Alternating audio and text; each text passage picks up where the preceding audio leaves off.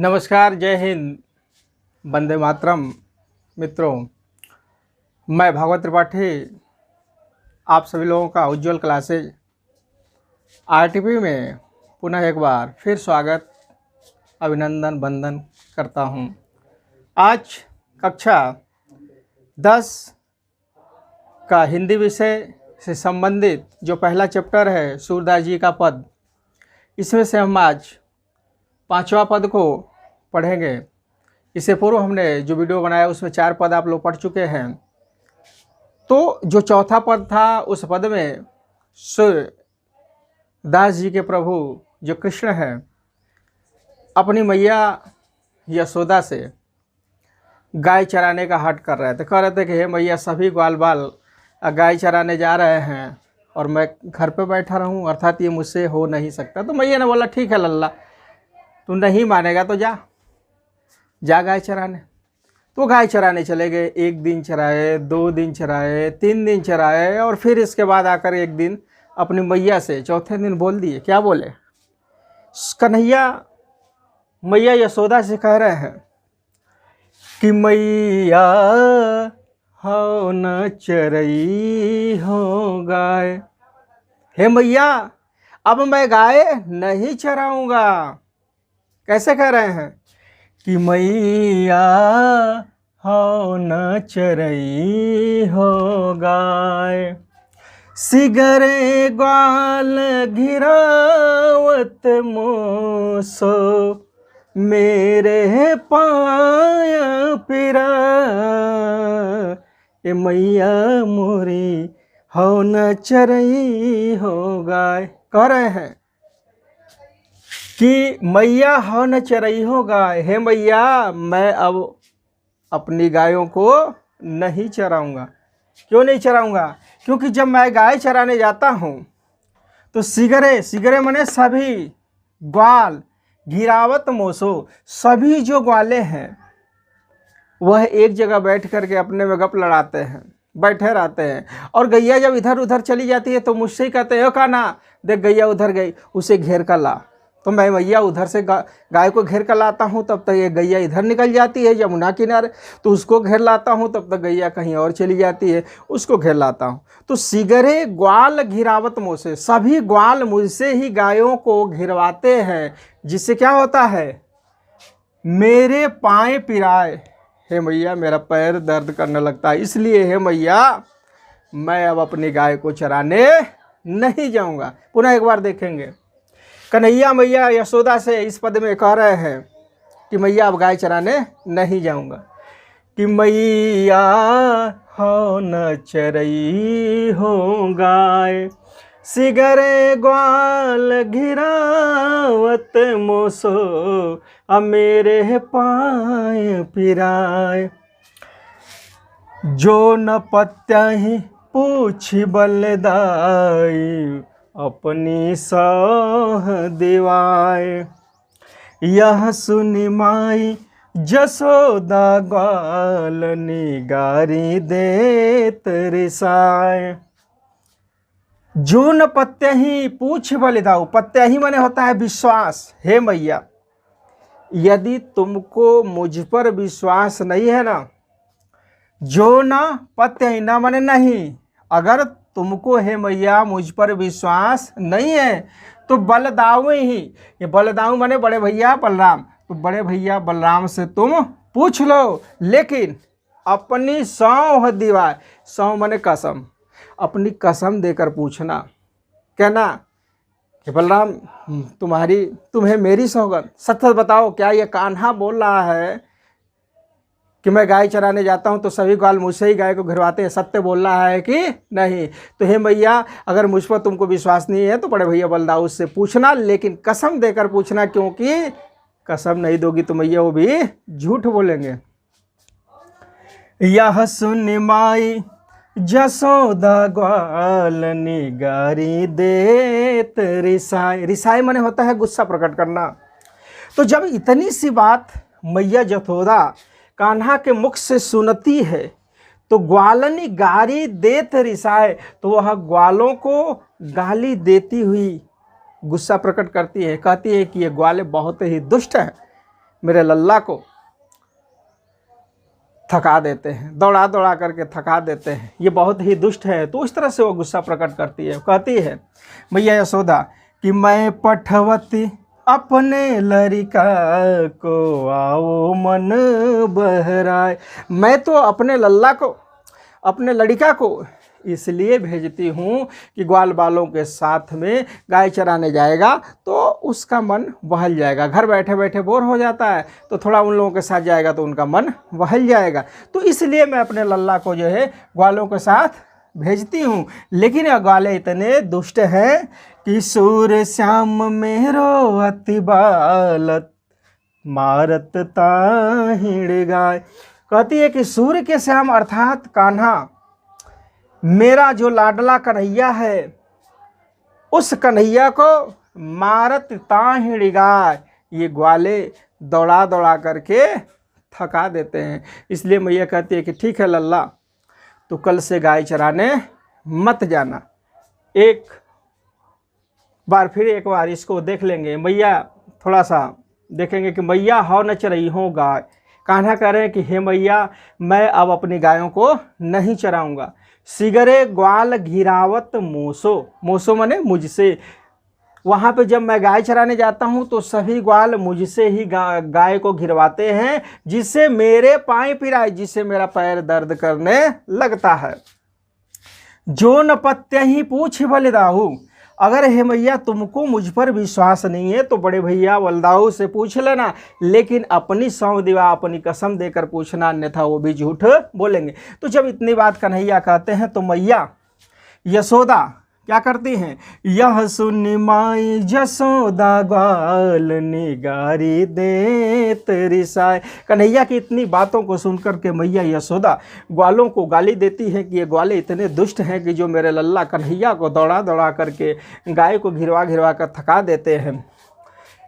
मैं पठवते अपने लड़का को आवे मन बहराए, मैं तो अपने लाला को, कन्हैया को इसलिए भेजती हूँ कि ताकि ग्वालों के साथ में जा कर के अपना मन बहला कर आ जाएगा। लेकिन ये ग्वाले इतने दुष्ट हैं कि मेरे लाडले पुत्र को दौड़ा दौड़ा करके थका देते हैं। तो इसलिए वो कहती है कि ठीक है लल्ला, तो कल से गाय चराने मत जाना। तो इस पद में जो रस है वह वात्सल्य रस है, इस पद में जो भाषा है वो ब्रज भाषा है, और यह जो पद है सूरदास द्वारा रचित है।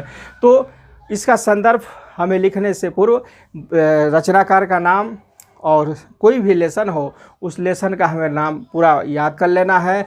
और इसके बाद ये जो पद है यह सूर सागर से लिया हुआ है। सूर सागर में सूरदास जी के सभी जो है पद आते हैं।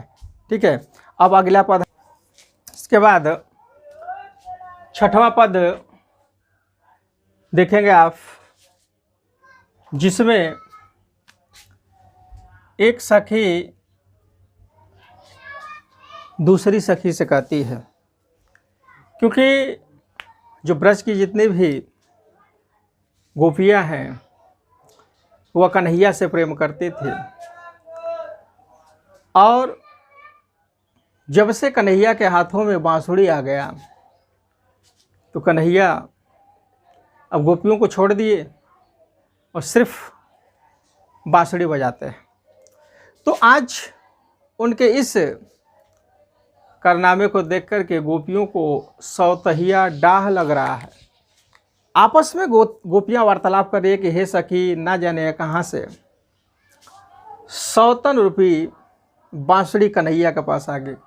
जब से यह बांसुरी उनके पास आई है तब से ये हम लोगों से प्रेम से बात नहीं करते, हम लोगों के साथ खेलते नहीं, हम लोगों के साथ रहते नहीं। तो हे सखी, यह कन्हैया पूर्व के भांति फिर हमसे बात करें, इसके लिए एक ही उपाय है। क्या उपाय है? तो एक गोपी दूसरे गोपी से कहती है, एक सखी दूसरे सखी से कहती है, क्या कहती है कि सखी रे मुरली ले जय चोर, सखी रे मुरली ले जय चोर। हे सखी, चलो हम सभी मिल कर के उस कन्हैया को, मुरली को ही चुरा लें। ना रहेगी उसके पास मुरली और ना वो 24 घंटा मुरली बजाएगा। तो हम लोग के पीछे खुद ही आएगा, पूछेगा कि मुरली कहाँ है, गोपियाँ मुरली बताओ। तो एक ही उपाय है कन्हैया का हम लोगों से वार्तालाप करने का कि सखी रे मुरली लीजे चोर, हे सखी चलो उस कन्हैया के मुरली को ही हम चुरा लें। जिन गोपाल किन्हे अपने बस प्रीत सभन की तोर। जिस मुरली ने गोपाल को अपने वश में कर लिया है और प्रीत सबन की तोर, जो प्रीत है, जो प्रेम है, हम लोगों का जो कान्हा के प्रति प्रेम है, कान्हा का हम लोगों के प्रति जो प्रेम है, उस प्रीत को, उस स्नेह को इस मुरली ने तोड़वा दिया है। छिन्न एक घर भीतर निशिवासर, धरत न कबहु छोर। छिन्न माने क्षण, एक माने एक, भीतर, निशी माने होता है रात्रि, वासर माने दिन। यानी कि उस मुरली, जब से वह मुरली कन्हैया के हाथों में आई है तो एक क्षण के लिए भी वह उस मुरली को छोड़ते नहीं है। छिन्न एक घर भीतर निशिवासर, धरत न कबहु छोरे। एक क्षण के लिए भी वह उस मुरली को छोड़ते नहीं है, चाहे वह घर के भीतर रहे या घर के बाहर रहे, चाहे रात हो या फिर दिन हो, धरत न कबहु छोर। एक क्षण के लिए भी हे सखी वह कन्हैया उस मुरली को छोड़ते नहीं है। इसलिए एक ही उपाय है क्या कि सखी री मुरली लीजे चोर। हे सखी एक ही उपाय है कि चलो हम सभी सखियां मिल करके उस कन्हैया के मुरली को ही क्या करें, चुरा लें।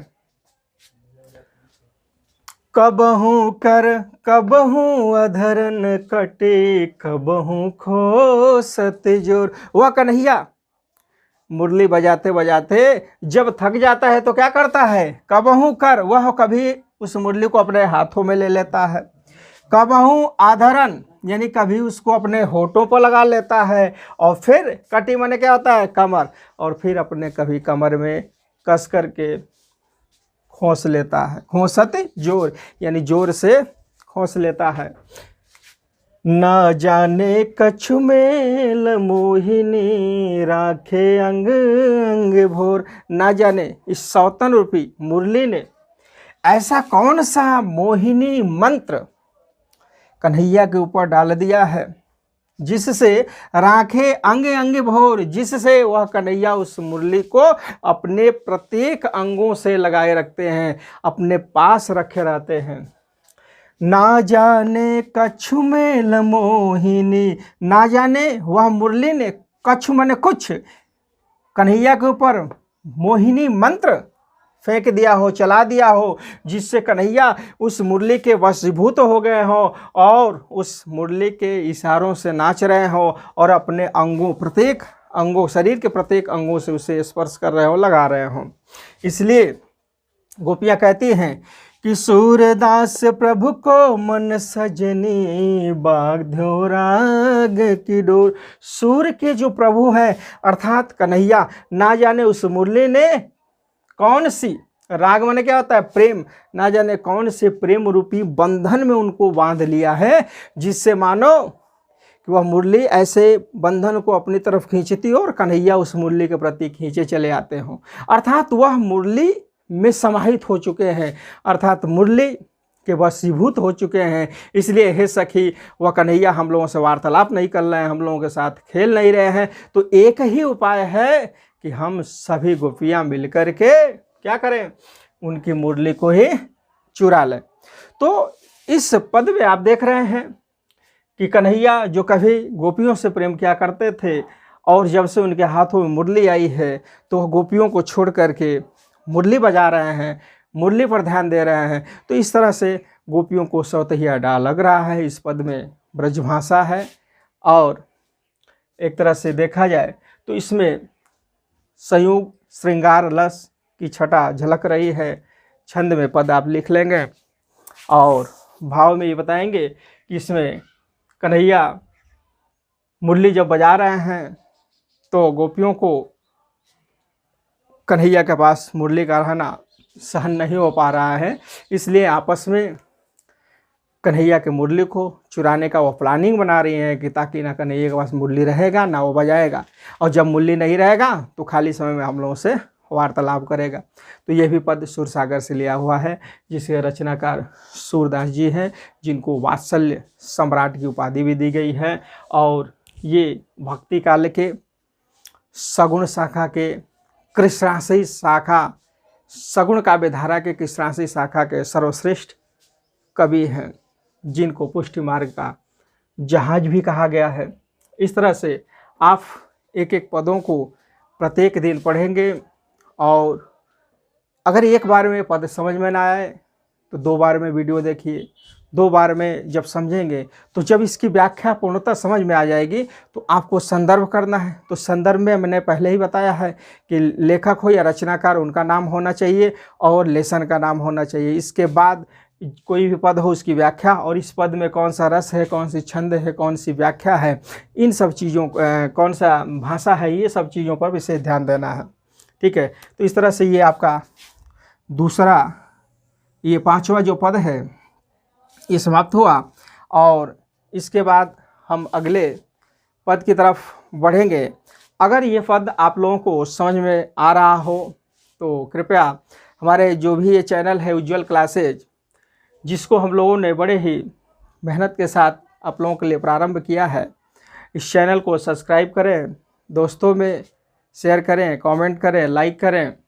और इस कोरोना जैसी वैश्विक महामारी में आप जहाँ पर भी रहें, हम लोगों के चैनल को देखते रहें, ज्ञान आत्मसात करते रहें, और घर से जब भी कदम बाहर की तरफ बढ़ाएं, लक्ष्मण रेखा को पास करें। तो ये ध्यान रखें कि बाहर कोरोना चल रहा है, उधर से आएँ तो अपने हाथों को बढ़िया से धोएं, मास्क का प्रयोग करें। और हमारे देश के जो माननीय प्रधानमंत्री जी हैं, उनका हमें साथ देना है, तभी हम इस कोरोना जैसी वैश्विक महामारी पर विजय प्राप्त कर सकते हैं। इन सब बातों के साथ मैं अपनी वाणी को विराम देता हूँ। जय हिंद, जय भारत।